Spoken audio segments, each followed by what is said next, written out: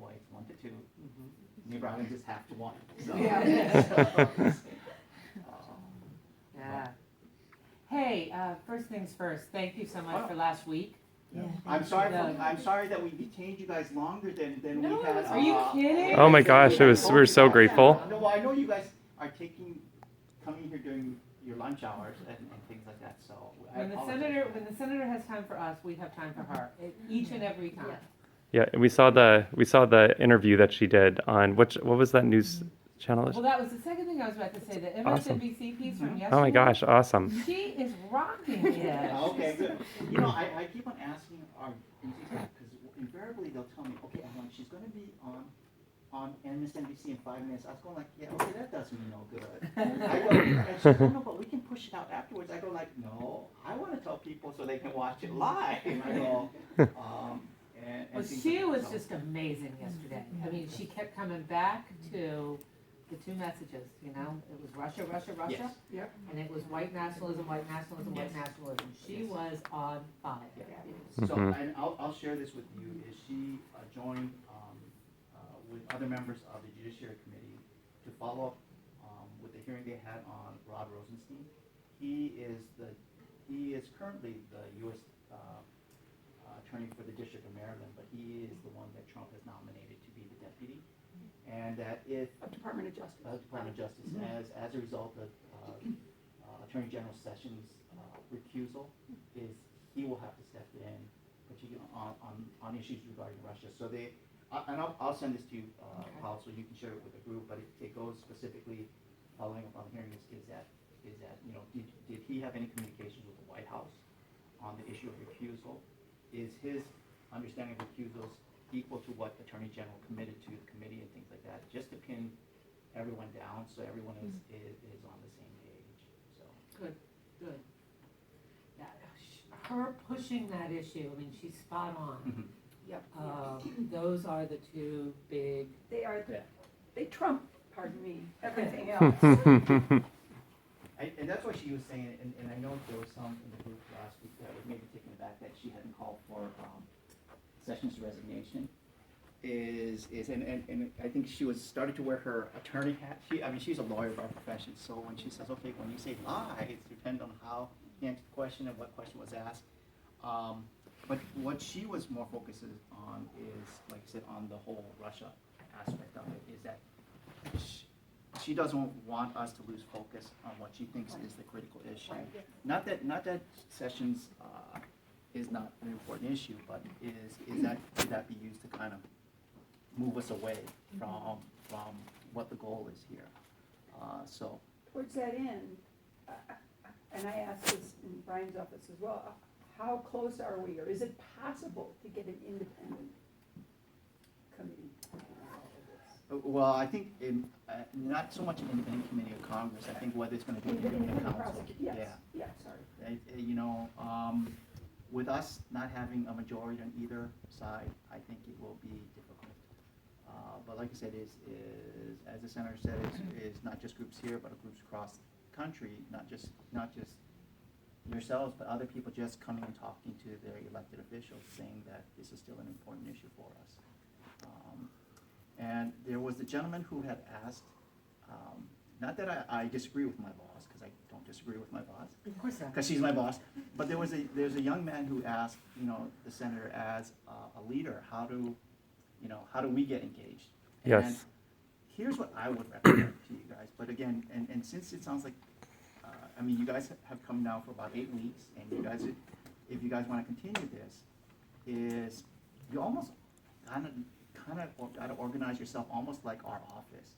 Is you might want to start thinking about, because there's a federal level, state level, and county level, is you guys got to start watching all the levels of government, not just the federal, because there's stuff, particularly now what's happening in the federal, that's going to be pushed down to the states and counties, and decisions that they make as far as programs and things like that that are important to your group, is that you almost want to start maybe trying to say, okay, who's going to take federal, who's going to take state, who's going to take county. You know, are certain people more focused on certain issues? Some people like, I'm more interested in women's rights, I'm interested in foreign affairs, I'm interested in education, and then come together as a group and share that information. That's how we do it in this office, right?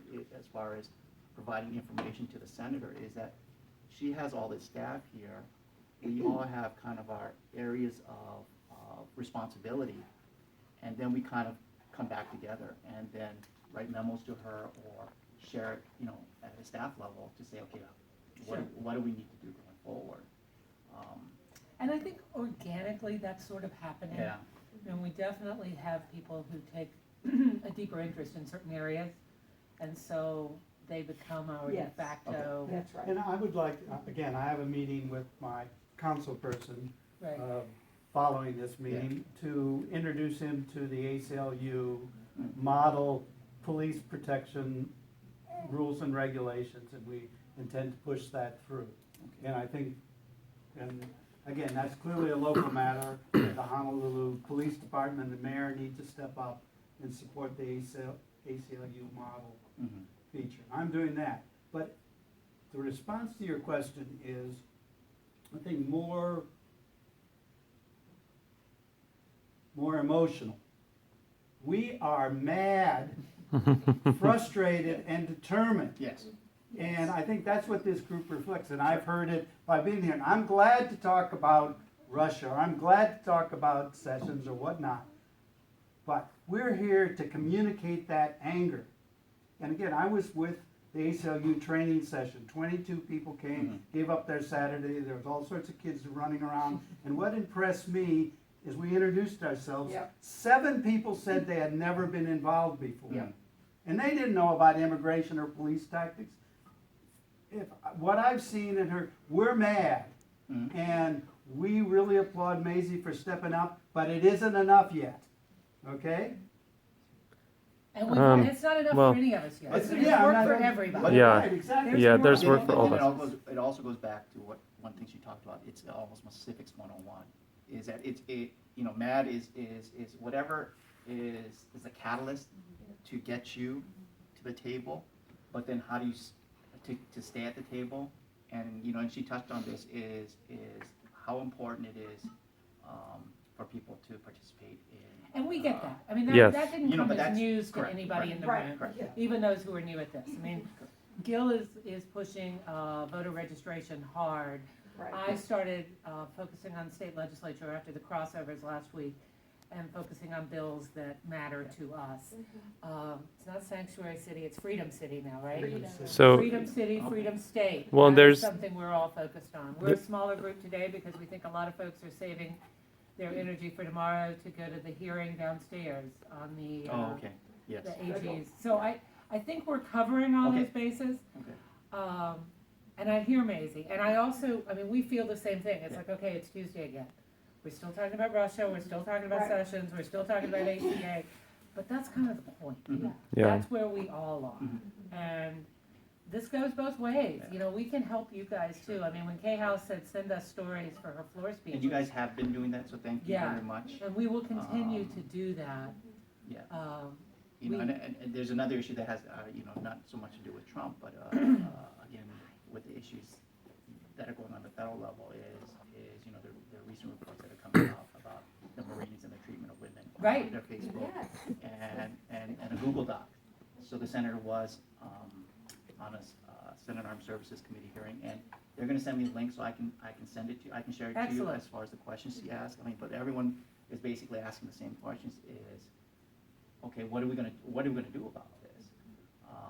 But you know, I think particularly as the senator has pointed out in other situations, with the higher number of women you have on the Senate Armed Services Committee, they're able to, I think, focus on issues like this, harassment and things like that, that they haven't been able to before. You know, the military leaders will just say, hey, let us kind of take care of it. But kind of like you were saying, Gail, it's just the anger of it on the issue is that particularly for women in the military, you know, and I don't know any women firsthand who've experienced this, but in the military, but you know, just they kind of, for the longest time, kind of got pushed aside. But they have people now, so that kind of gives them a voice. So, you know, Gail, I hear what you're saying and I think the senator is also listening to not just this group, but all her constituents in this state. So there's a convergence with the Russia issue, with the budget issue, which is basically the undermining Mhm. of the West, Mhm. which is what Steve Bannon is a proponent of, which Vladimir Putin loves, Mhm. and, you know, anyway, there's a connection there. So the budget, we had this discussion a few minutes ago, is coming up, and they're gonna eviscerate, Correct. they're eviscerating the federal government. Correct. And yes, I mean, we'll see it tomorrow. We don't know how much detail they're gonna provide to us. Now, doesn't that make you Yeah, mad, I Sal? mean, The yeah, wait a senator- minute. I mean, you so- said that, The- yes, the- correct, the- like, they're eviscerating the federal government, that is, I mean, it's I- insane. Doesn't it say Yeah. how bad things are? Yeah. That we're just like, oh, another thing. Yeah. Let's just should get be rid of the angry. Coast Guard. Let's just get rid Well, of it. Coast Guard, NOAA, you know, all these things, I mean, and I think some people don't realize that if you cut out NOAA, they're the National Weather Service. Right. So Yeah. without the National Weather Service, you know, hurricanes and all these kind of things. Yeah. So Okay, again, what we're information. looking for is break the rules, and I just thought, Yeah. we had this conversation in Senator Scott's office, Mhm. and they said, well, you know, weather reports are good, but, you know, climate change is bad. So let's call those bluffs and say, we're gonna vote down all weather reports unless you support Mhm. climate change, right? I mean, I don't know, I think the Democrats should support Trump Care, Mhm. right? They're gonna, you know, cutting $800 billion. Uh-huh. So let's think creatively. Okay. How can we screw these guys, Mhm. right? And it's not just saying, no, I think we should vote down weather forecasts. Mhm. Now, I'm being very emotional, you gotta No, no, think no. through the strategy, but yeah, they'll get their weather forecast and crop forecast, but we won't get climate change or sewage, you know, support. No.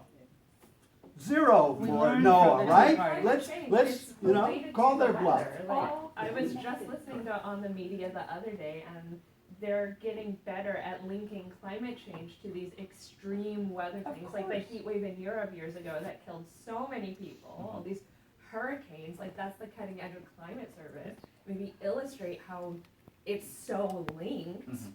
and it's shocking.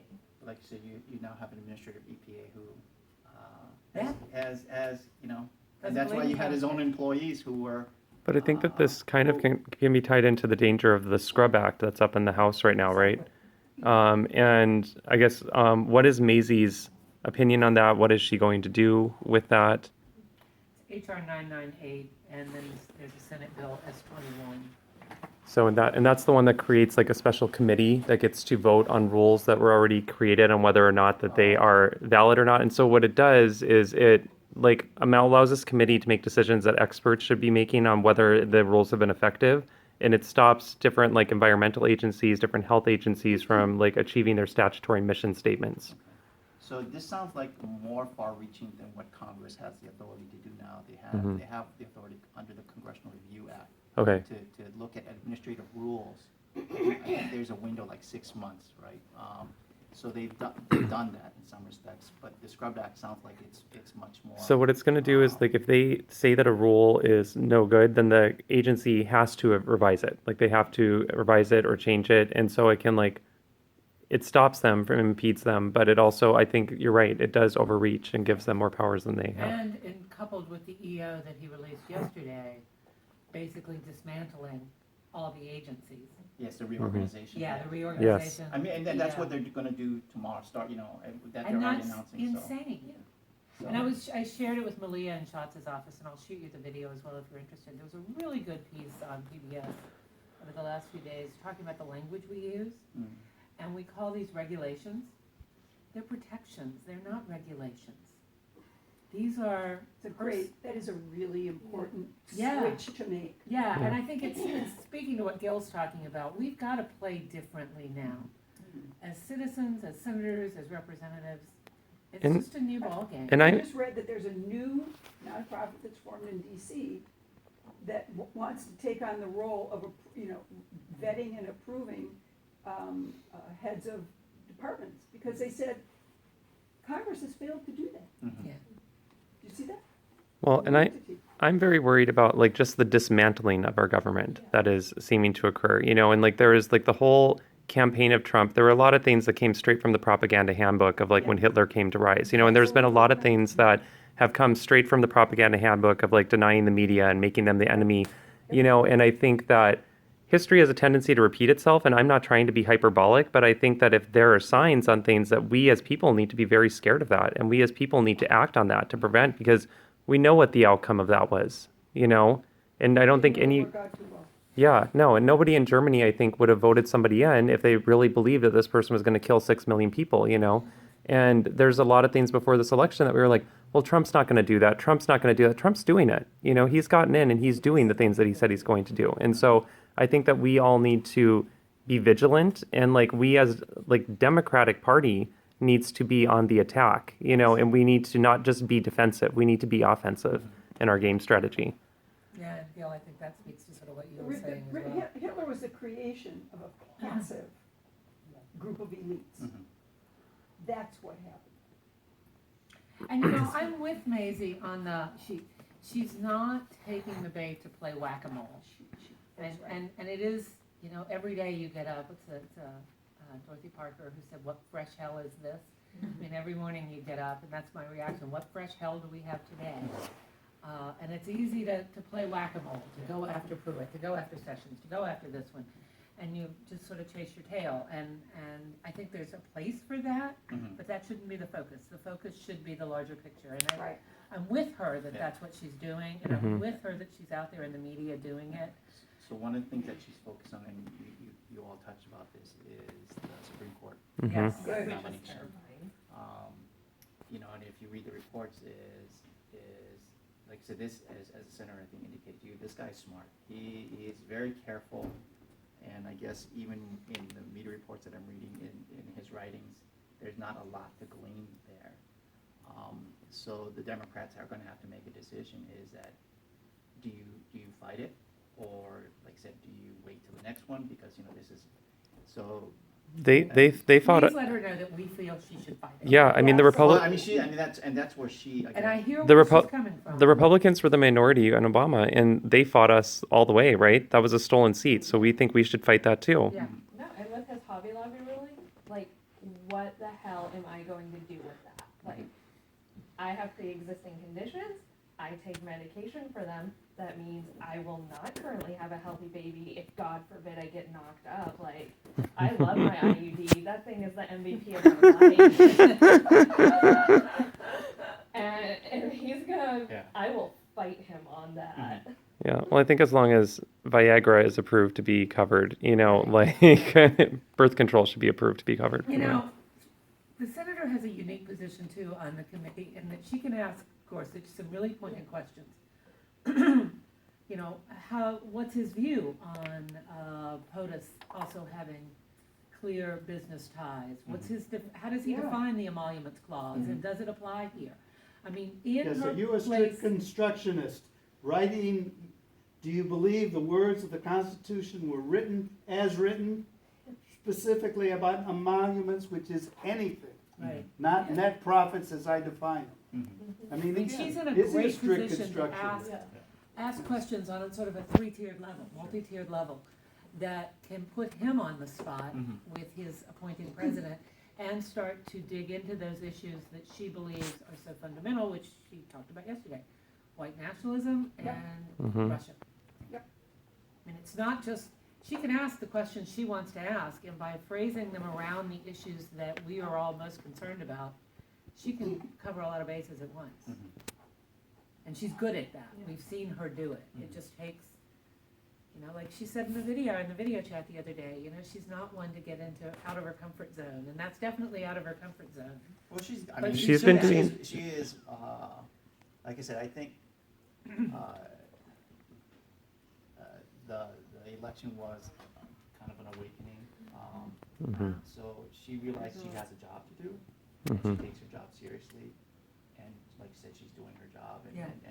and just like when she was in the state legislature, when she was CPC chair, she was very, to use the word, protective of consumer interests.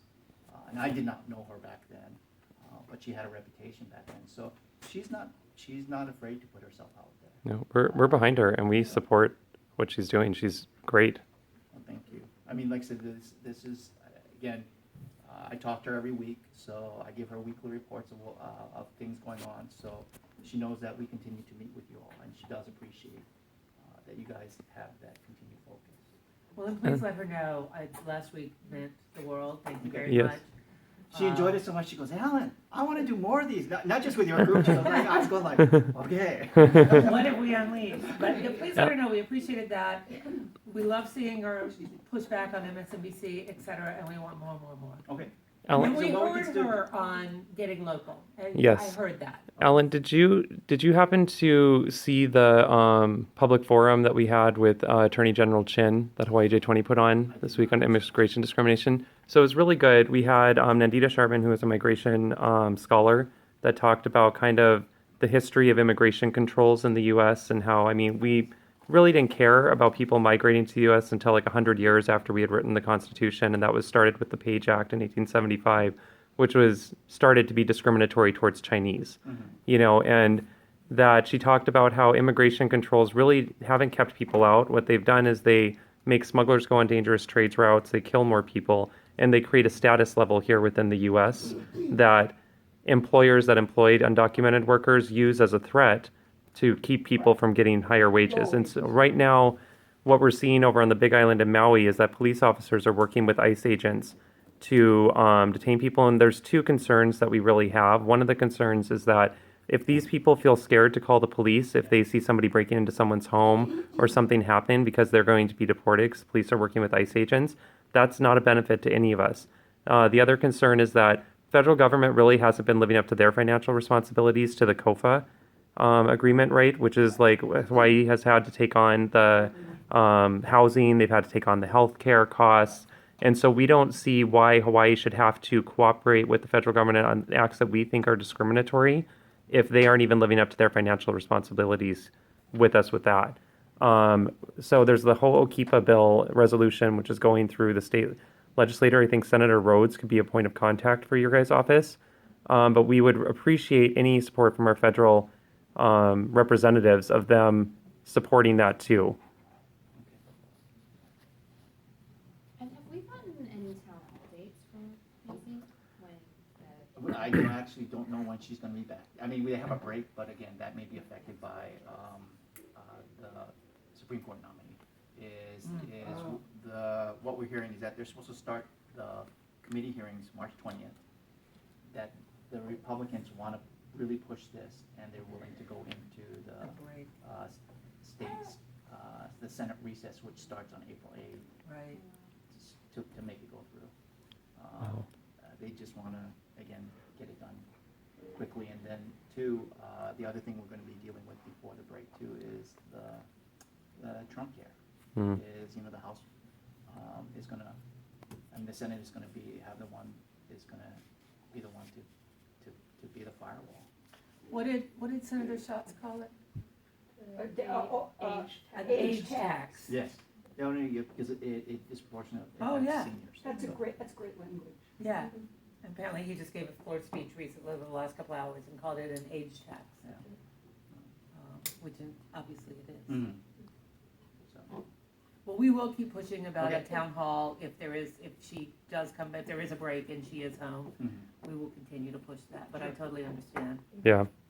I've been on the Senate floor when breaks got canceled, so I get it. Yes. Please tell her to fight the nomination. I think she is on board there. You know, but like I said, I think the other thing, like I said, whether it's town hall, just the community engagement aspect of it is you guys want to see her, not just there, but when she comes home, you want Yes. to be able to Absolutely. Yeah. to engage with her. And it would be Absolutely. nice to have, I mean, we greatly appreciate her attention to this group, but Yeah. I think a larger public forum is in order, Mhm.